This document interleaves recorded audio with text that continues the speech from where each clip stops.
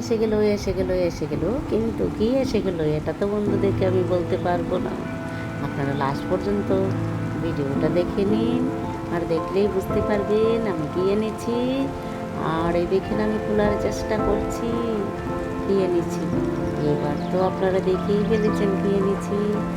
আর এই উপহারটি আমার ছোট্ট ছেলের জন্য নিয়ে আসলাম, কিন্তু সে নিজেও জানে না ওর জন্য এই উপহারটি বিশেষ অপেক্ষা করে আছে। কিন্তু এই উপহারটি আনার কারণ তার প্রতিনিয়ত কাজের জন্য এই উপহারটি বিশেষ প্রয়োজন। সে আমাদেরকে মুখ ফুটে বলেও নি, আর ওর যে এটা দরকারও আমাদেরকে বলেনি, বুঝতেও দেয়নি আমাদেরকে তার এটা বিশেষ প্রয়োজন।